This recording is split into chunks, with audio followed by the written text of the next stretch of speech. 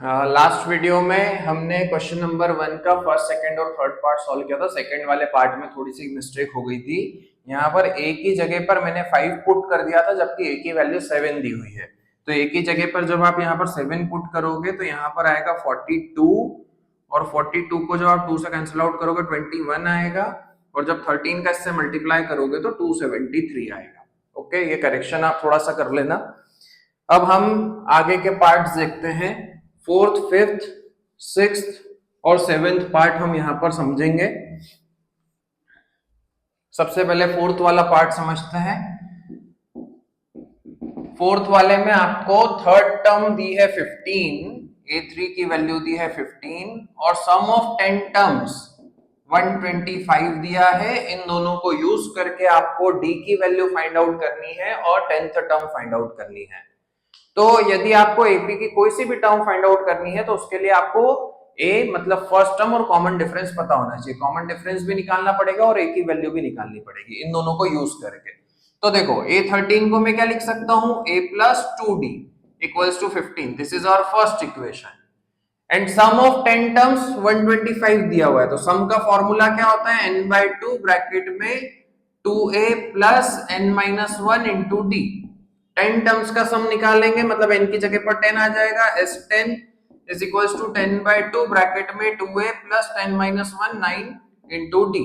S10 की जगह पर मैंने 125 पुट कर दिया, ये 2 5 10, तो 5 ब्रैकेट में 2a प्लस 9d।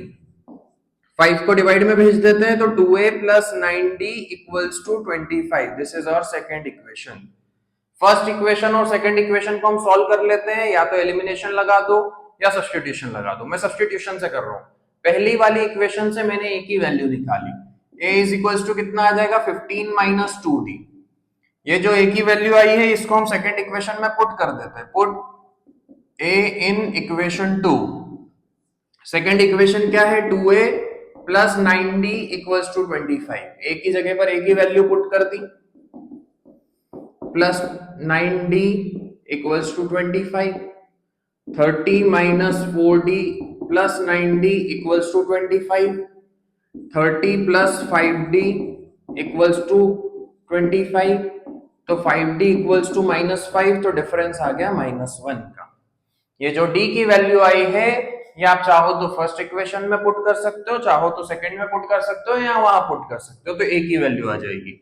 तो a is equals to 15 minus 2d था, यहां पर d की वैल्यू -1 पुट करी, तो 15 माइनस 2 इंटू -1, तो 15 प्लस 2 हो जाएगा ये।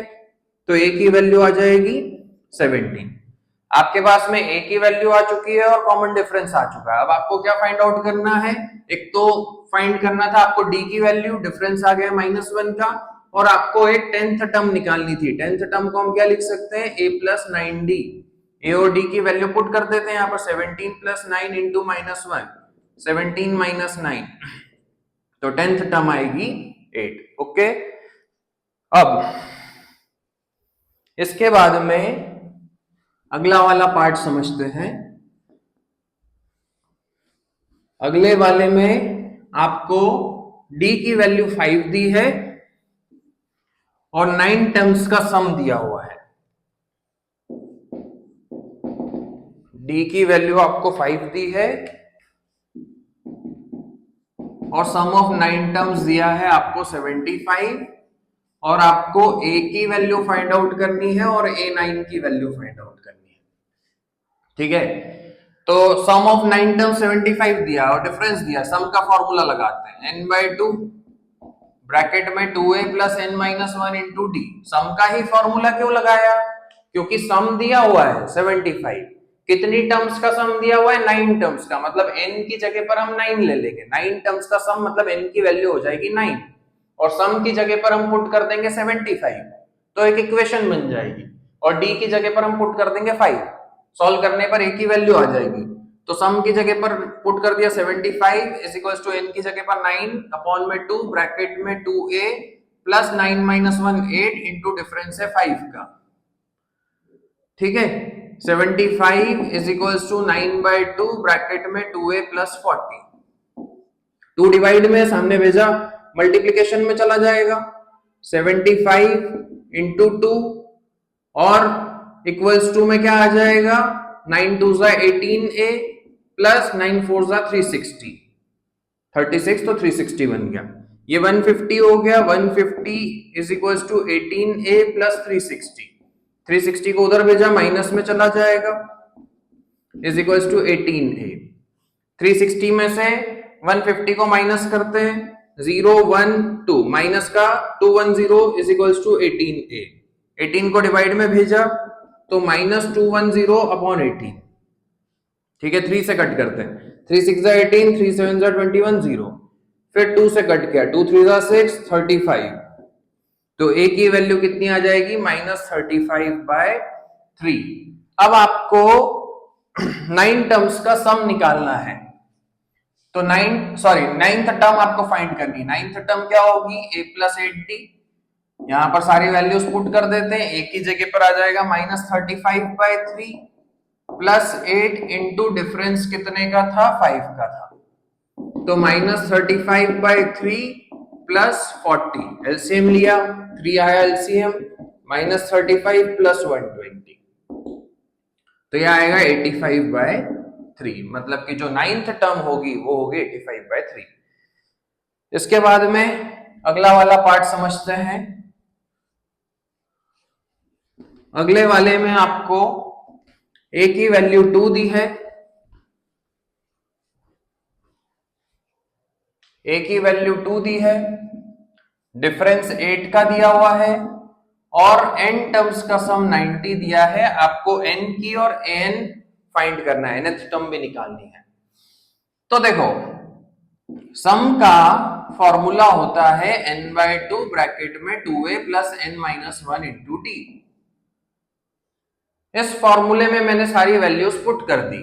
सम ऑफ n टर्म्स 90, n की वैल्यू तो पता नहीं है, n को n ही रहने देते, ब्रैकेट में 2 into 2 plus n-1 into difference है 8 का, 90 is equals to n/2 bracket में 4 प्लस 8n-8, ब्रैकेट ओपन कर दिया अंदर वाला, 2 को इधर भेज देते हैं, 180 is equals to n bracket में 8n-4, ब्रैकेट ओपन किया, 180 is equals to 8n square minus 4n, इसको भी आरएचएस में भेज देते, इधर बचा 0, 8n square minus 4n minus 180, इन सब में से 4 कॉमन निकाल लेते हैं, 4 कॉमन निकाला, यहां पर बचा 2n square minus n minus, यहां से 4 कॉमन निकालोगे तो 4 4 जा 16, बचा 2, 4 5 जा 20, 4 5 जा 20 इक्वल्स टू 0। तो यहां पर n की टर्म्स में 4 को उधर डिवाइड में भेज दिया, 0 हो गया, तो यहां पर n की टर्म्स में एक क्वाड्रेटिक इक्वेशन बन गई। उस क्वाड्रेटिक को सॉल्व करके हम n की वैल्यू फाइंड आउट करेंगे। तो क्वाड्रेटिक को सॉल्व करने के लिए हम क्या करते हैं, सबसे पहले देखते हैं कि यहाँ पर n स्क्वायर का कोफिशिएंट कितना है, 2 है, 2 का 45 से मल्टीप्लाई किया, कितना आया, माइनस का 90, क्योंकि ये माइनस का है, माइनस का 90 आया।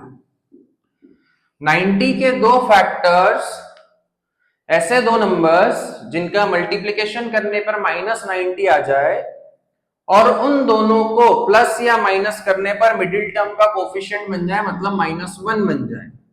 तो सोचो ऐसे दो नंबर्स जिनका मल्टीप्लिकेशन करने पर 90 आ जाए और उन दोनों से 1 भी बन जाए, तो बहुत ही सिंपल है, 10 और 9 मल्टीप्लिकेशन करने पर 90 भी आ जाएगा और 10 और 9 को माइनस करने पर 1 भी आ जाएगा। बट साइन का भी ध्यान रखना है कि मल्टीप्लिकेशन करने पर माइनस का 90 आना चाहिए और उन दोनों से माइनस का 1 भी बनना चाहिए। तो मैं क्या करूंगा, 10 को ले लूंगा माइनस का और इसको ले लूंगा प्लस का, मल्टीप्लिकेशन करने पर -90 भी मिल जाएगा और -10 प्लस 9 मिलकर के -1 भी बना लेंगे। तो यहां पर मिडिल टर्म को मैंने स्प्लिट कर दिया, -10n plus 9n plus -45 equals to 0। पहली दो टर्म में से 2n कॉमन निकला, अंदर बचा n-5 प्लस यहां से 9 कॉमन निकला, अंदर बचा n-5 इक्वल्स टू 0। पूरे में से n-5 कॉमन निकल गया, अंदर बचा 2n प्लस 9 इक्वल्स टू 0।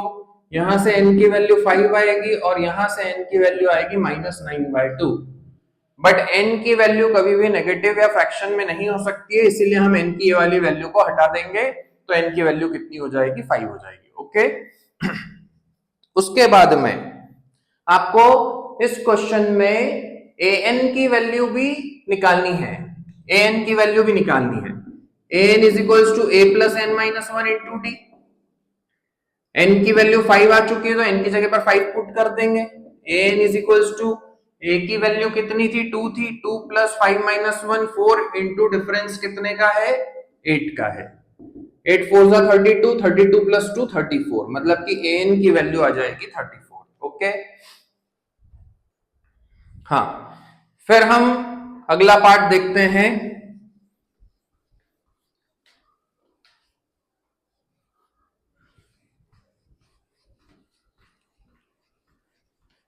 अगले वाले में a की वैल्यू 8 दी है, an is equals to 62, sn is equals to 210। आपको n की और d की वैल्यू फाइंड आउट करनी है। बहुत ही सिंपल सा क्वेश्चन है।